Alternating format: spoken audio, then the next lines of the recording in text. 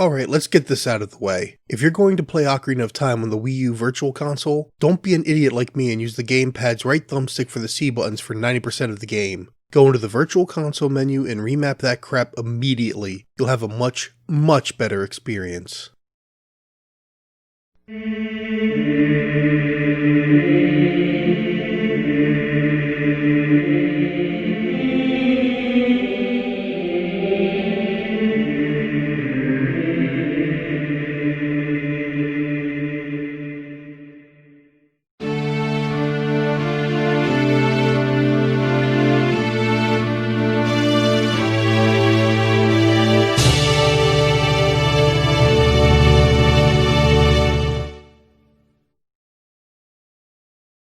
Trying to analyze a game like Ocarina of Time is a bit of a daunting task. It's been widely considered to be one of the greatest games of all time, and many have celebrated it as the pinnacle of the Legend of Zelda franchise. Such high regard means the game has been the product of much analysis, observation, and discussion for about 2 decades now. A quick search through YouTube will reveal hordes of analytical retrospectives, clickbait countdown lists of did you knows and other secrets, let's plays, speedruns, and much more. But it's also a game whose importance is largely grounded in a particular generation, adults that are now in their 30s and 40s.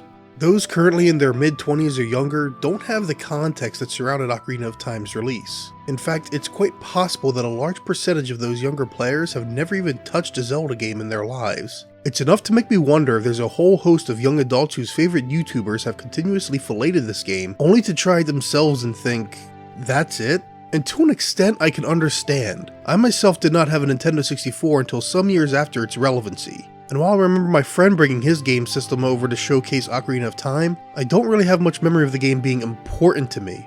I finally bought a used Nintendo 64 while working at GameStop in high school around 2001 or 2002, but I only played so far as the Water Temple, where I lost patience and moved on to whatever recent Xbox, GameCube, or PlayStation 2 release had caught my eye. I never really beat the game until it was remastered for the Nintendo 3DS almost 15 years later. Despite the lack of a nostalgic connection to the game, I still recall the sense of awe I experienced when first gazing upon the Great Deku Tree, the personality conveyed in the animations and posture of the different Kokoryu children that you just couldn't get with animated sprites on the Super Nintendo, and the intimidating manner in which Gohma approached and attacked. In hindsight, it is easy to see how awkward the early days of 3D gaming were. Developers were treading new waters and all. What might be harder to see are the ways Ocarina of Time helped bring players into these vast new worlds in a surprisingly polished and coherent manner. I may not have a lot of nostalgia for Ocarina of Time, but I certainly have a lot of respect for what it accomplished. I hope to use this video to illustrate how it tackled these new challenges and broke new ground, as well as the manner it uniquely pushed the storytelling of The Legend of Zelda forward into a new era. As usual, expect spoilers from here on out.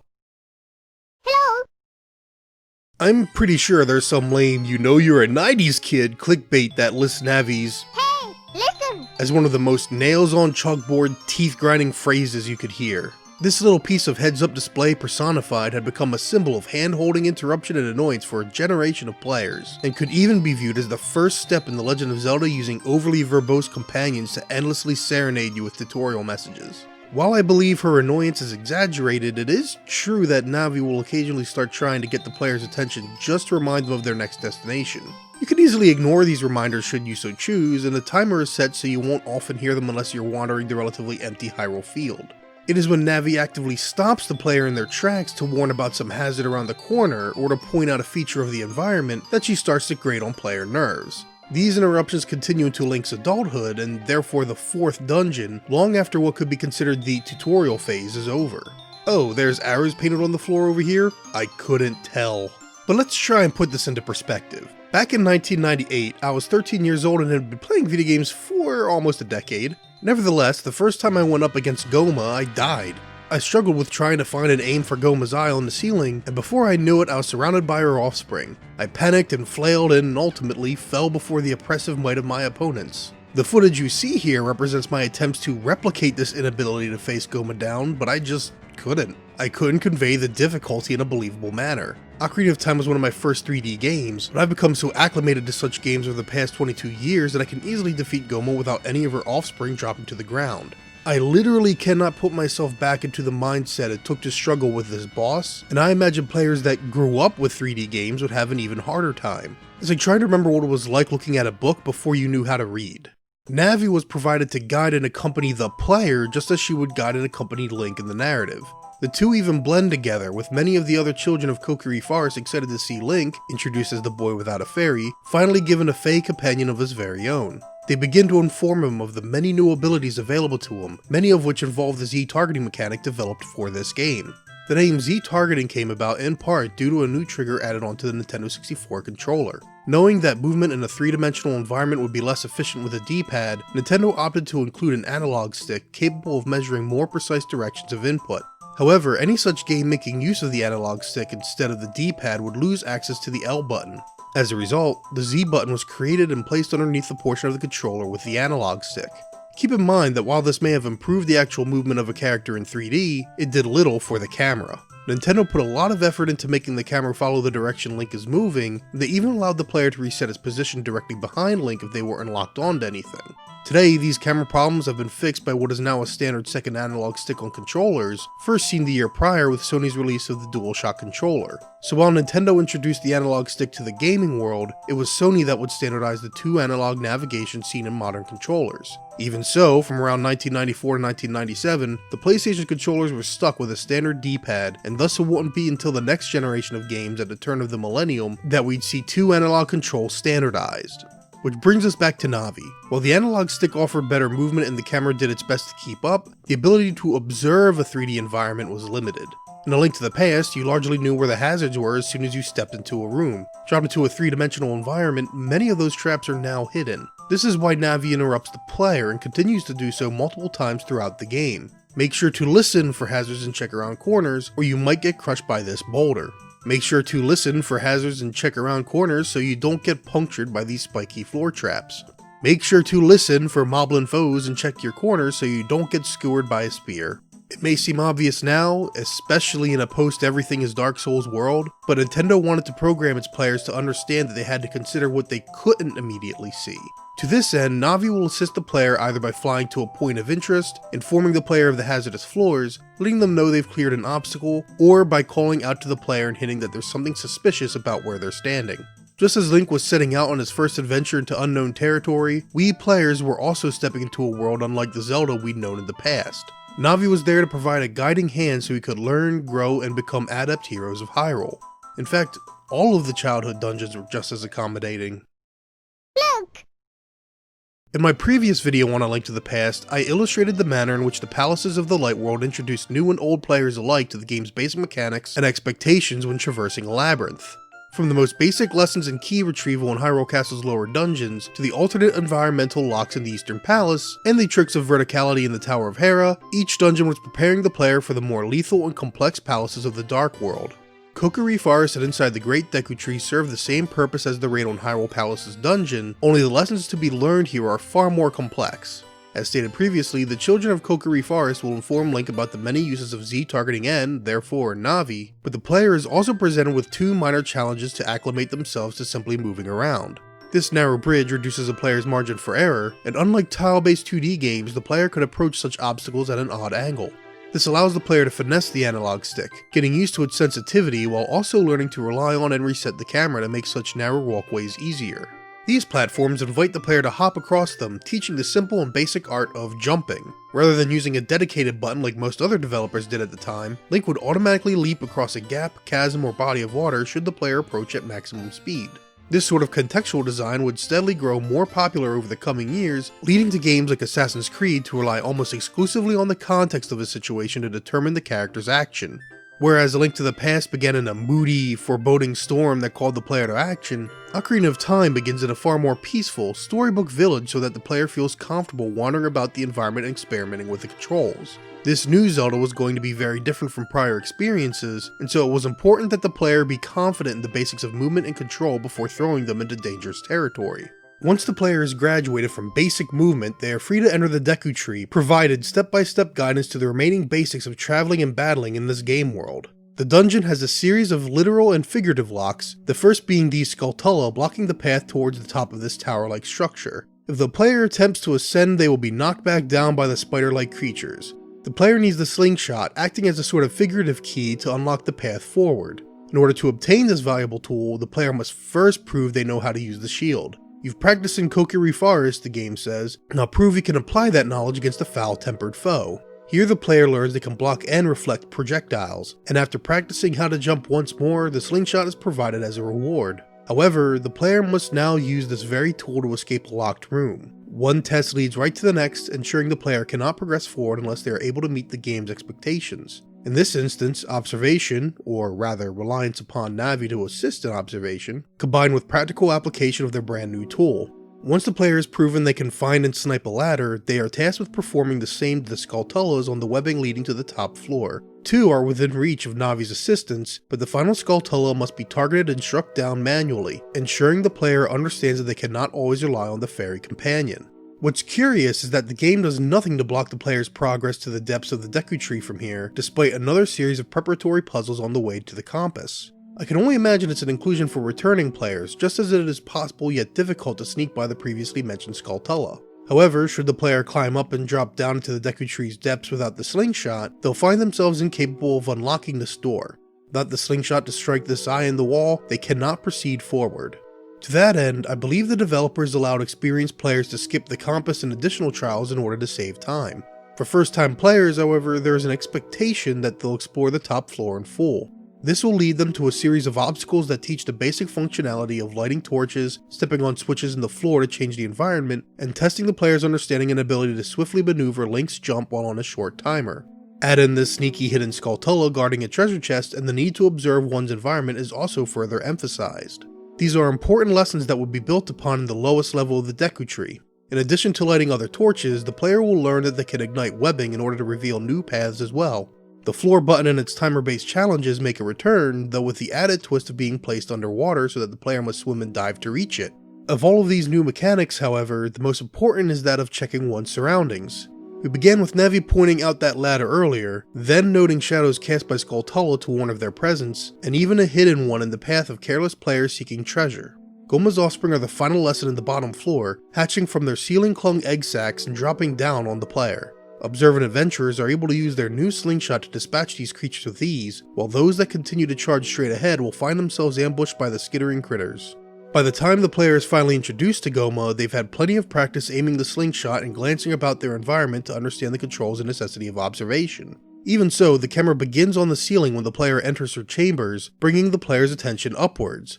If the player continues to look forward, Gohma will begin crawling upon the ceiling, making a bit of a ruckus while dirt drops from above. The fight will not begin until the player understands that they'll need to look upwards to complete this battle, which they technically don't need to do, as Gohma will still drop down should the player be unable to aim for her eye in time. Nintendo was still accommodating to less skilled players this early on, even though Masters of the Slingshot would be able to fell Gohma with little difficulty. Man, I was bad at this game if I died on Gohma back then.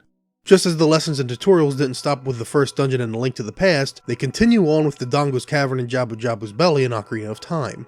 The former cavern emphasizes the environment with a hazardous lava floor, Dodongo babies that can appear out of the ground, statues that suddenly come to life, destructible walls, and even modifying the landscape of the environment.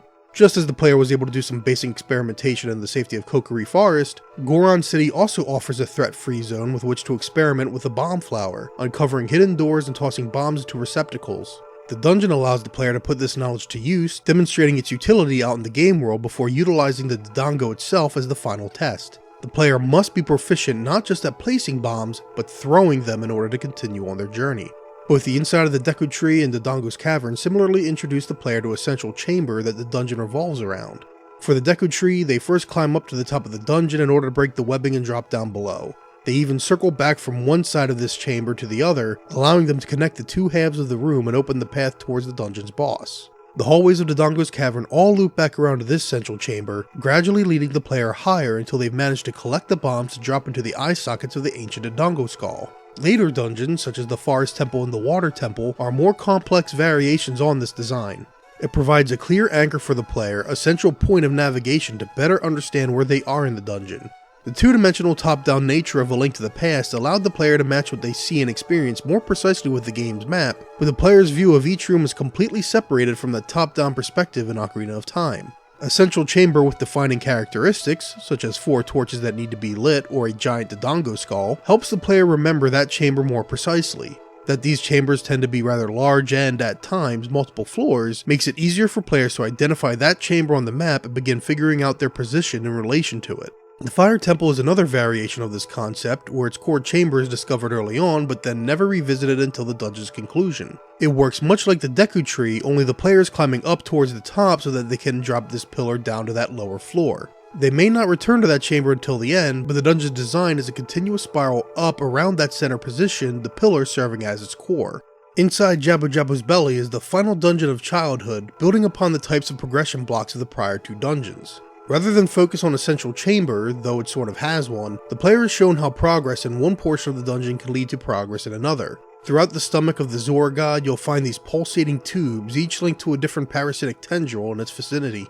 Once the player obtains the boomerang, they're able to defeat these tendrils one after the next, each victory resulting in a new path forward. Finally, with the last one defeated, the player is able to drop into a previously blocked pit and towards the dungeon's mid-boss.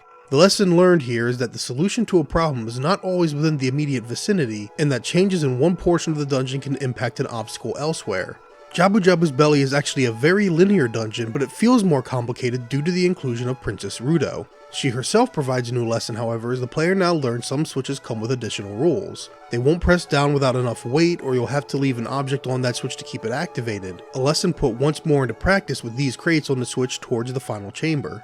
While the inside of the Deku Tree is, perhaps, the dungeon most structured like a tutorial-like obstacle course, both Dodongo's Cavern and inside Jabu Jabu's belly continue to teach the player the basics of dungeon exploration in less sprawling labyrinths, each focusing on the many ways a player may need to solve problems once they've reached Link's adulthood. The structure of their dungeons also serves as a basic template or starting point for the later temples, be it in the concept of that central chamber the game continually loops back around to, or the core objective the player is working towards, or even the straightforward simplicity of progressing deeper and deeper into the Lionel's Den. That's all fine and well for first-time players, especially those acclimating to 3D gameplay for the first time. What happens when you've grown used to the game, however? How do you keep the player entertained once they've vanquished Ganon? Just as I had with A Link to the Past, I had always assumed that Ocarina of Time was far more linear by design. You could only progress through the dungeons in a specific order, right? Well, yes and no. Ocarina of Time actually permits some degree of freedom for the player to explore, though only after becoming adult Link. While the player is somewhat free to explore Hyrule as a child, they cannot leave Kokiri Forest until having completed the Deku Tree, nor can they access Zora's domain without the bombs obtained from Dodongo's Cavern. They cannot access Dodongo's Cavern without first obtaining the letter from Princess Zelda. Once the player obtains the Master Sword and becomes adult Link, however, the game opens up. Or rather, once the player obtains the hookshot from the ghost of Dampé the Gravekeeper. Navi may urge the player towards the Forest Temple at this point, but the player doesn't have to go to the Forest Temple. They can instead obtain the Song of Storms from the Man in the Windmill in order to empty the well in Link's childhood, which will allow the player to obtain the Lens of Truth. Alternatively, they could cut right to the Frozen Cavern and obtain the Iron Boots, which will allow them to access the Water Temple. It should be noted that the Water Temple here cannot be completed without the bow and arrow, unless the player leaves this door on the bottom of the central pillar locked. While the player is intended to use one of the keys discovered on the bottom floor on this door once the water has been drained, the player can instead use their ocarina to warp back to the outside entrance. From there, they can jump to the second platform and use Din's Fire to access the interior of the pillar, which allows them to raise the water level while still holding onto that spare key. The player is then able to bypass a later door that would require the bow and arrow. However, no first-time player is going to know this yet, and it's also such a strange, roundabout way of sequence breaking that I can't be sure it was intended by the developers. Nonetheless, the option to complete the Water Temple before the Forest Temple is there. Regardless of the temple's actual completion, the player can still obtain the long shot and then leave the dungeon, permitting them access to the Gerudo Fortress and increasing the tool's reach. The Fire Temple is also able to be completed before the Forest Temple. While the player will be unable to access the room containing the dungeon map, the critical path will be free for them to explore and complete. To summarize so far, once the player reaches adulthood, they can technically grapple the Forest Temple, Fire Temple, Well, and Frozen Cavern in any order they desire. The Iron Boots from the Frozen Cavern are necessary to access the Water Temple, but regardless of the Water Temple's completion, the player is able to obtain the Long Shot in order to access Gerudo Valley. This means the player is free to ignore Navi for the majority of Link's adulthood. In addition, the player doesn't need to have discovered a hidden portal like in A Link to the Past in order to jump out of sequence. All it takes is a bit of curiosity to ask, what if I went here instead? Or to simply let the spark of rebellion ignite in a rage against Navi, ignoring her every desire. Despite this, the Shadow and Spirit temples must be done in proper sequence, and unless the player exploits a glitch, the Shadow Temple cannot be accessed without first completing the Forest, Fire, and Water temples. Furthermore, should the player do the Fire Temple last in this sequence, the cutscene required to obtain the Nocturne of Shadow and warp to the temple's entrance will not activate after descending directly from Death Mountain. It will only activate should the player enter Kakariko Village from the entrance. This indicates to me that the developers did not account for the player doing the Forest and Water temples first, and then heading into Kakariko directly from the Fire Temple. This begs the question of just how open Ocarina of Time was intended to be, but regardless of intent, it still manages to maintain some semblance of that freedom. However, we're still seeing a gradual reduction of player freedom as the series progresses. The question then is, well, is that a problem? I feel like mainstream commentary was never too concerned with the player's ability to approach dungeons and content out of sequence until Breath of the Wild, when suddenly it became fashionable to lament the loss of the original game's freedom. I believe Ocarina of Time and its linearity prove that such a game is enjoyable so long as it is held up by its mechanics. One such set of gameplay mechanics, of course, needed to be rethought completely now that the developers had entered the three-dimensional space. Watch out! What was the first game to feature lock-on? I don't know if it was Ocarina of Time, but Google seems to think so. We can at least ascertain that it was the game that popularized the feature. So if you've been enjoying yourself a Bloodborne lately, or an Astral Chain, or some similar style of action game that features lock-on capability, you likely have Ocarina of Time to thank for that. The execution of the lock-on was inspired by two separate interpretations of a performance seen at Toei Kyoto Studio Park by the development staff. The manner in which Link and his opponent could strafe around one another was influenced by the sight of a ninja's kusarigama being caught by a samurai warrior, the ninja then spinning about the samurai while the chain connected the two together. The manner in which enemies approached the samurai one by one rather than the same time is what influenced the AI behavior. Even when Link is faced with multiple enemies, only the foe that Link is locked onto will act out aggressively. In this way, the player feels the pressure of being outnumbered but is never truly overwhelmed. This is possibly why the earliest Lizalfos you run into at Dodongo's Cavern leap so far away. After swinging at young Link for a while, they'll jump out of Navi's lock-on reach, likely triggering the partner AI to then approach and take some swings. If you try to chase the retreating Lizalfos down, they'll continue to hop away until the alternate opponent leaps into range. Later on, opposing Stalfos and Wolfos will keep the player surrounded, but only the targeted opponent will try to attack. This seemingly simple addition to combat is perhaps the greatest reason Ocarina of Time managed to become so successful. Outside of the first-person shooter, most game genres, particularly console ones, were still figuring out how this whole 3D thing worked. While the top-down 2D nature of A Link to the Past allowed the player enough omniscience to deal with multiple attacking foes at once, the change in camera and perspective in Ocarina of Time meant enemies could easily slip out of the player's periphery. Adjusting the enemy AI to be less aggressive and turning fights into duels accommodated the player as they entered this new, challenging dimension. Unfortunately, these changes would also put the player into a far more reactionary position. The player waits to deflect projectiles back at the enemy. They wait for the Wolfos, Stalfos, or Lizalfos to provide an opening. They wait for these clam thingers to open up. There are some ways in which a skilled player can be a bit more proactive, such as dodging the Wolfos' swings rather than blocking them. Dodging will expose the Wolfos' back, upon which they can be struck down by a single blow. They are only one of a very few enemy type with such a vulnerability, however. Even the bosses are largely designed for the player to wait and react rather than allowing for a more aggressive style of play. Twin Rova is perhaps the worst culprit. During the first phase, you simply need to be able to reflect one beam into the opposing sister, which, okay, not the most clever battle, but it works well enough. It's the second phase that is most excruciating, where the player has to absorb 3 attacks of the same element. This means you not only have to wait for the boss to attack, but to attack with a specific spell 3 times with no guarantee the next series of spells cast will match your collected element. And after you finally manage to build up that charge, knock her down, and hack away at her, you gotta do it again. It wouldn't be so bad if you had more options in handling the bosses, but Ocarina of Time limits you to specific tools in ways A Link to the Past did not. You have to use the slingshot on Gohma's eye when it's red, for example, even if the sword is in range. You have to toss a bomb into Dodongo's gullet. You have to deflect Phantom Ganondorf's spell back at him. While it's true that Link to the Past had elements of chosen tools or weaponry, most of the bosses allowed the player multiple methods of defeating each dungeon's master, allowing a degree of player aggression and freedom. Which isn't to say these boss fights are necessarily bad. There is something to be said of combat being a puzzle, even if Navi can clue you in pretty significantly to the solution. And I would actually argue that most of these boss battles can be pretty enjoyable as a result. Baronade is perhaps one of the highlights, consisting of multiple separate phases that encourage the player to constantly be moving. It's strange that such an active and ultimately more complex boss appears so early in the game. In addition, while the slingshot does nothing to damage Baronade itself, it can still destroy these surrounding jellyfish, and does so faster than the slow-flying boomerang. Phantom Ganondorf, in comparison, requires the player to stand still and either shoot arrows at the correct painting, or wait to send a magic bolt right back at him. Morpha lacks any properly troublesome attacks, making it one of the easiest yet most tedious bosses to avoid, snag, and strike. The Flare Dancer, a mid-dungeon boss in the Fire Temple, is a more enjoyable take on this concept. Though the Gorons clue you into its vulnerability to bombs, the player can have an easier time of it by using the hookshot to grab its core, chasing it around and striking at it while it's vulnerable. Not the fanciest of fights, but more active and rewarding than the tedium of Morpha. Volvagia is a bit more of a mixed bag. While typically only vulnerable during a game of whack-a-mole, you can use the bow and arrow to send Volvagia back down into the lava pits during one of his attack phases, but only the one. He flies too high during a separate aerial attack phase, at which point the player just walks around dodging shadows cast on the ground. Even if you don't have the bow and arrow due to a sequence break, Volvagia will simply follow Link from a safe distance, blowing fire ineffectively. Just keep walking in circles until he gets bored and dives back into the pits. By contrast, the player needed to remain locked onto Baronade not only for that moment of vulnerability, but to keep dodging the far more precise attacks targeted directly at Link. Much more exciting than running in circles until it's time for whack-a-mole again. Admittedly, I feel this passive design choice was once more a product of the game's era. As I demonstrated earlier, I couldn't even play poorly enough to believably imitate how much I struggled against Gohma my first time playing.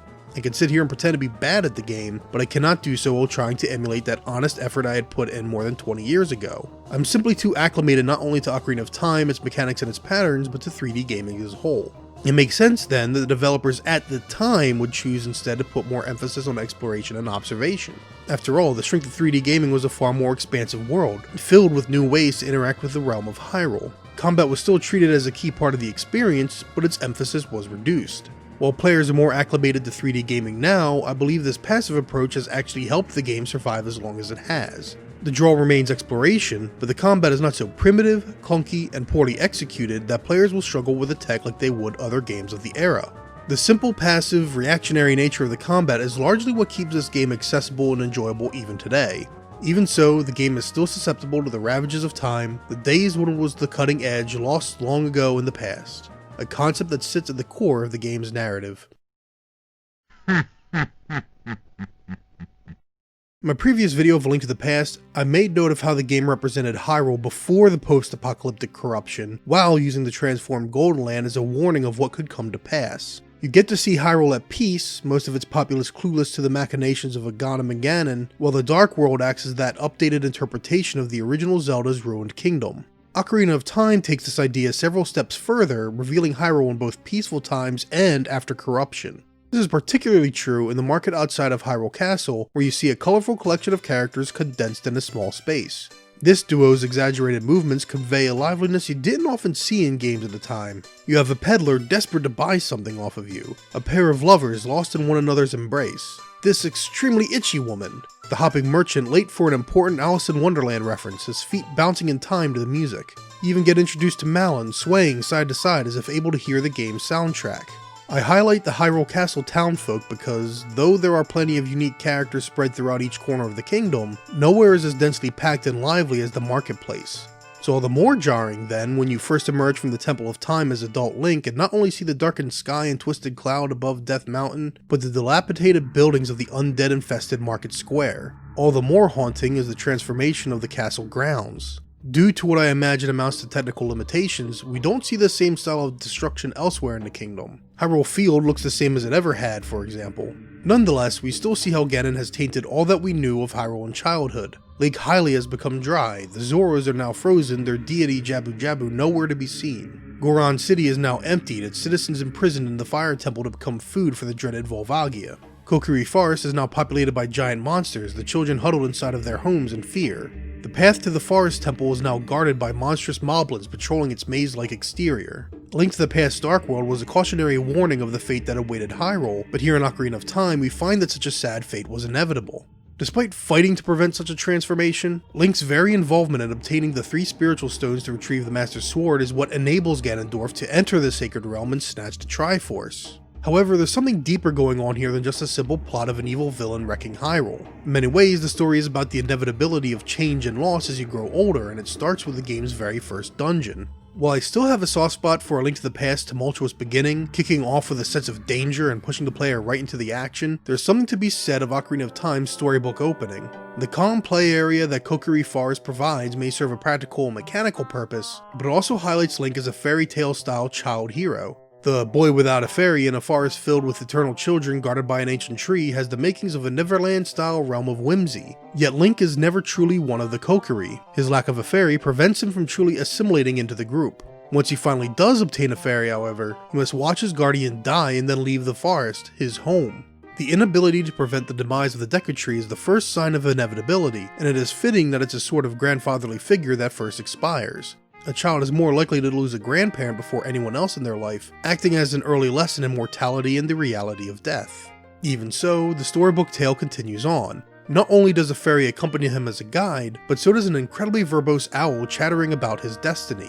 Link is a prophesied hero that schemes outside of the castle walls with a princess. Dismissed by the adults surrounding them, Link and Zelda take advantage of their otherwise seemingly invisible nature to the grown-up world to plot out a course of action to save the kingdom. The big tough Goron leader is undone not by policy or combat, but through song and dance. Even the struggle of the Goron starvation seems absurd when you realize they have only lost access to the best rocks they feast off of. They are surrounded by rocks, but are starving simply because those aren't tasty enough for them.